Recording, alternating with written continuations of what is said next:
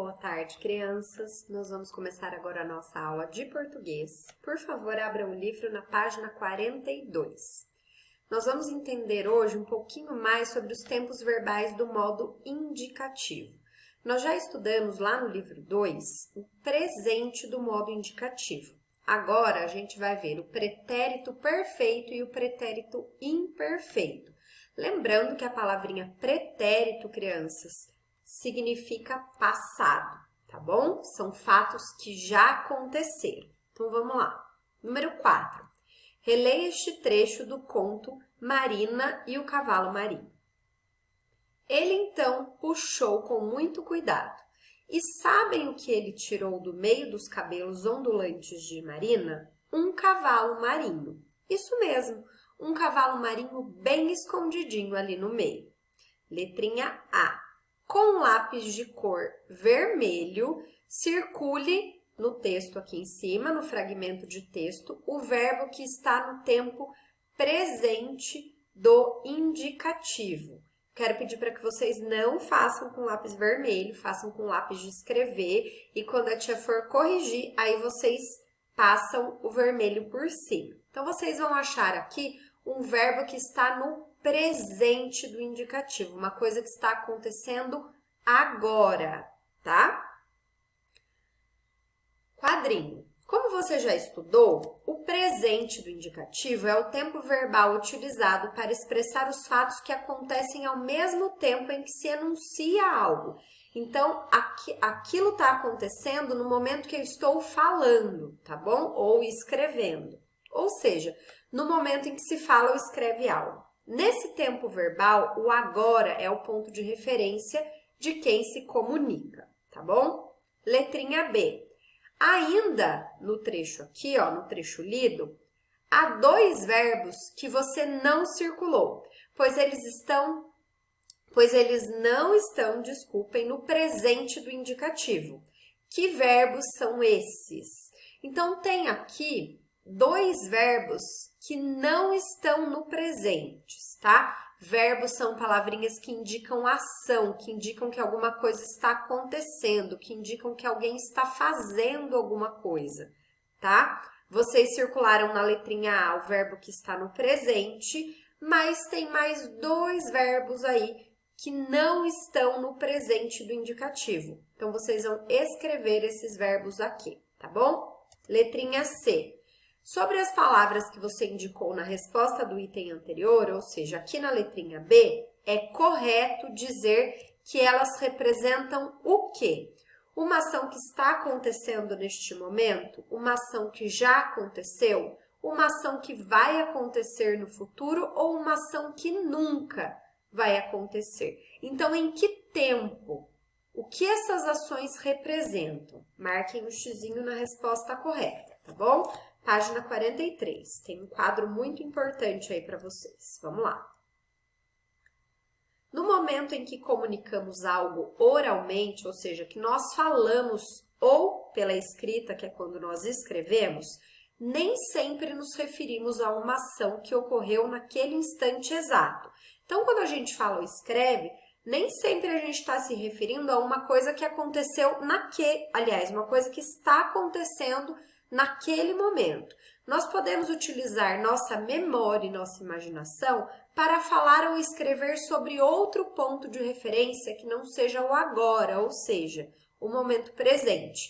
Veja o esquema a seguir. Antes é o pretérito ou passado, o agora é o presente e o depois é o futuro. Quando falamos ou escrevemos sobre algo que já aconteceu na realidade ou na ficção, na nossa imaginação, ou seja, algo ocorrido no passado, expressamos essa ação usando os verbos no tempo pretérito do indicativo. Então, quando a gente vai falar sobre uma coisa que já aconteceu, ela vai estar no passado, no pretérito do indicativo, tá bom? Então, vamos lá, número 5. Agora, releia o fragmento do texto, em dramático, Os Músicos de Britney. Prestem atenção às palavrinhas destacadas, tá bom? Aos verbos destacados. O burro decidiu então se mudar de cidade e entrar em uma banda de música.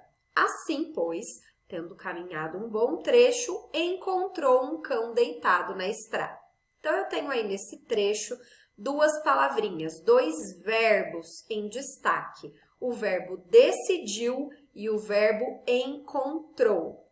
Pergunta: em que tempo estão os verbos destacados nesse textinho, nesse fragmento? Como você chegou a essa conclusão? Como que você entendeu em que tempo esses verbos estão? Decidiu e encontrou são coisas que já aconteceram, coisas que estão acontecendo agora ou coisas que ainda vão acontecer. Ou seja, elas estão no presente, no passado ou no futuro. Isso que vocês vão responder aqui no número 5, tá bom? Número 6. Procure em jornais e revistas frases com verbos no tempo pretérito. Recorte essas frases e colhe-as no espaço a seguir. Então, vocês podem procurar na internet, em jornal ou em revista, frases em que tenham verbos no tempo pretérito, no tempo passado. Quem não tiver essa possibilidade em casa de pesquisar, que seja mesmo na internet, pode escrever duas frases usando verbos no pretérito, tá ok? Atividade 7. Vamos lá. Com base nos verbos que você encontrou e colou na atividade anterior, faça o que se pede. Letrinha A. Copie a seguir os verbos de cada uma das frases que você selecionou. Então, das duas frases que vocês colaram ou escreveram aqui em cima, vocês vão copiar os verbos que vocês usaram, certo? Letrinha B. Como esses verbos ficariam em sua forma neutra, ou seja, se eles não indicassem o tempo em que as ações ocorreram, nem o número ou a pessoa, compartilhe suas hipóteses com a turma, depois registre suas respostas. O que é para vocês fazerem aqui? Quando a gente pensa num verbo, escreve ou lê um verbo, ele tem a sua forma primitiva, que é a sua forma neutra, certo? Então, por exemplo, na frase, o menino está correndo uma maratona.